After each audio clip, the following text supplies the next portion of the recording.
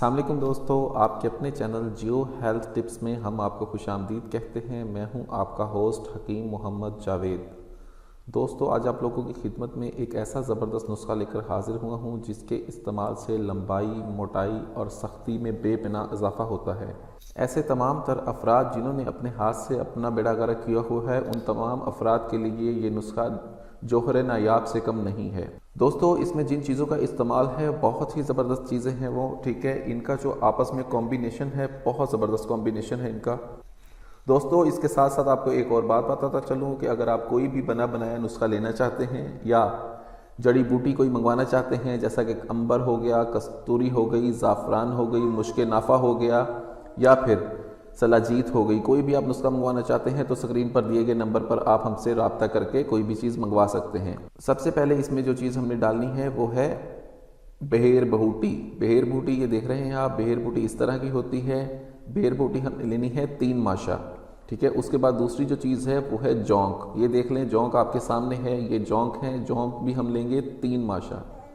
उसके बाद तीसरी जो चीज़ लेनी है वो है खरातीन।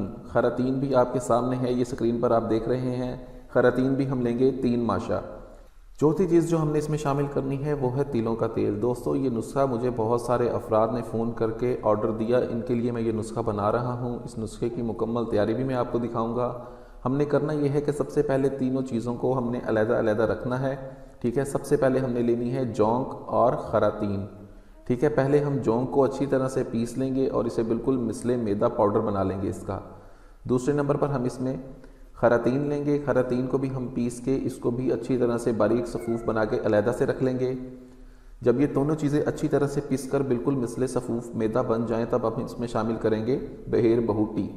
बेर बहूटी शामिल करने के बाद हमने इसकी रगड़ाई करनी है। इसकी रगड़ाई करेंगे हम। इसकी रगड़ाई में जितनी आप मेहनत करेंगे उतना ही ये फ़ायदेमंद साबित होगा। तो दोस्तों, जब ये अच्छी तरह से रगड़ाई करने के बाद ये एक मलहम सा बन जाए, ठीक है, तब आपने इसमें रोगन तिल शामिल करना है, यानी कि तिलों का तेल आपने शामिल करना है। एक एक कतरा तिलों का तेल आप इसमें शामिल करते रहें और इसकी रगड़ाई करते रहें। एक एक कतरा शामिल करते रहें और रगड़ाई करते रहें। दोस्तों, बहुत ज़बरदस्त नुस्खा है, बहुत आला है। ये आपके सामने स्क्रीन पर आप देख रहे हैं। इस नुस्खे की मैं मुकम्मल तैयारी कर रहा हूँ, ठीक है। इसकी रगड़ाई में मेहनत है दोस्तों, बहुत ज़बरदस्त फ़ायदा देती है, बहुत आला है। अगर आप इसकी रगड़ाई पर तवज्जो देते हैं, इसको कम से कम हम 60 घंटे तक ज़रूर रगड़ेंगे। 60 घंटे रगड़ने के बाद ये ऐसा तेल बन जाएगा कि सिर्फ 3 ही दिन के इस्तेमाल से तमाम तर ब्लॉक रगें खुल जाती हैं, नफ्स के पट्टे मजबूत होते हैं और साथ ही तमाम रगों में नई जान पैदा होती है, जिससे तमाम तर खराबियाँ सिर्फ 3 दिन में दूर होकर ये लंबाई और मोटाई का प्रोसेस जो है वो शुरू कर देता है। उम्मीद है आपको वीडियो पसंद आई होगी। मज़ीद वीडियोस के लिए मुझे इजाज़त दें। अपनी सेहत का बहुत ख्याल रखें। शुक्रिया। अल्लाह हाफिज़।